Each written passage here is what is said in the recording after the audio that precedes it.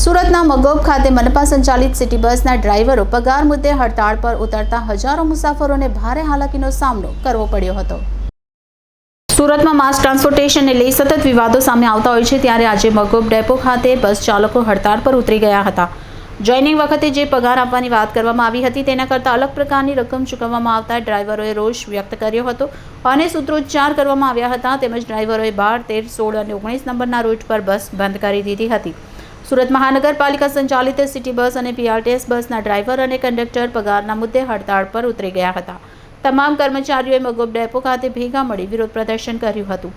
કર્મચારીઓનું કહેવું છે કે તેમની કંપની દ્વારા નોકરી પર રાખતી વખતે જે પગાર કહેવામાં આવ્યો હતો તેના બદલે જૂનો પગાર ચૂકવવામાં આવી રહ્યો છે। એટલું જ નહીં પણ 8 કલાકના બદલે 16 કલાક કામ કરવા પર ડબલ પગાર ચૂકવવામાં આવશે તેવું કહેનાર કંપનીએ ફેરવી તોડતા કર્મચારીઓમાં કંપની સામે રોષ જોવા મળી રહ્યો છે। આજરોજ સવારથી સિટી બસ અને પીઆરટીએસ બસના કર્મચારીઓ દ્વારા હડતાળ પાડવામાં આવતા સેંકડો બસોના પૈડા થંભી જતા લોકોને ભારે હાલાકીનો સામનો કરવો પડી રહ્યો છે।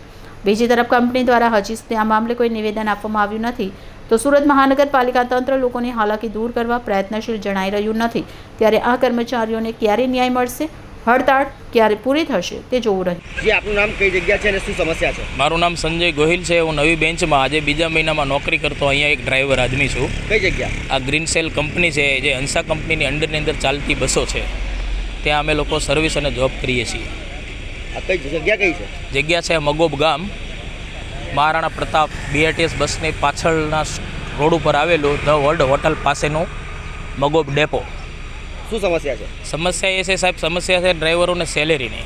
અમે જ્યારે નવી ભરતીની અંદર અહીંયા ભરતી થયા હતા ત્યારે અમે જ્યારે ફોર્મ ભર્યા ત્યારે અમને લોકોને એક પગાર કહેવામાં આવેલો હતો કે 8 કલાકની ડ્યુટીમાં તમને 21,450 રૂપિયા પગાર મળશે, પણ આ લોકોએ એની નીતિ મુજબ અને એના રિવાજ મુજબ જે જૂનો સેલેરી હતો એ જે બીજા 4 ડ્રાઈવર છે મુસ્લિમ સમાજમાંથી જેમની ઈદ આવતી હોવાથી જૂનો સેલેરી પગાર નાખ્યો, એટલે બધા ડ્રાઈવરને ખબર પડી કે આ જે છે એ જૂના સેલેરીમાં જ પગાર આવવાનો છે અને બધાને જૂના સેલેરીનું પગારનું પાછું કહી દીધું છે। એ હિસાબે થઈને અમે બધા લોકો આજે આ હડતાલની અંદર જોડાયા છીએ। કેટલા જણા હડતાલમાં જોડાયા છે? હડતાલની અંદર અમે લગભગ 80 થી 90 વ્યક્તિ છીએ, 100 જણા કમસે કમ છીએ।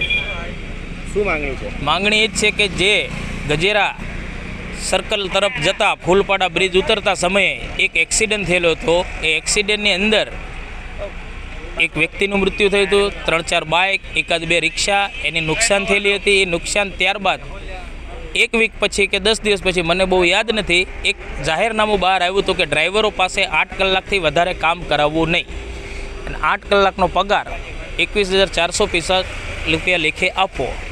ત્યારબાદ જ્યારે અમે નવા જોઈન્ટિંગ થયા અને ભરતીમાં થયા ત્યારે ફોર્મની અંદર અમને એ જ કહેવામાં આવ્યું હતું કે તમને 21,450 રૂપિયા પગાર આપવામાં આવશે। અત્યારે આ જૂની રીતિ મુજબ આ લોકોએ જે જૂનો પગાર હશે એની જ ચૂકવણી કરી છે।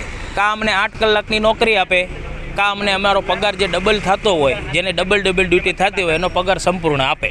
અમારી લોકોની આ જ માંગ છે। કયા અધિકારી સાથે વાત કરી છે? અને અમારા ડેપોની અંદર અધિકારી છે, હવે સાહેબ એમાં અધિકારી છે, એમાંય મારા અંદર જે 2-3 જાણ મુજબ છે, એમાંય કોઈ અધિકારીને અમે જેની અંડરમાં કામ કરીએ છીએ અમારા ડેપો મેનેજર, એ અમારી જેવી એક નોકરી કરતો જ માણસ છે, બરાબર। પણ એને જ્યારે અમે ફોર્મ ભર્યું ત્યારે ઉપલા અધિકારીઓએ આ લોકોએ વાત કરી હતી ને ઉપલા અધિકારીઓએ વાત થઈને આ બધી રીતની વસ્તુ થઈ હતી, પછી અમને લોકોને કીધું એટલે અમે લોકોએ બધાએ ફોર્મ ભર્યું।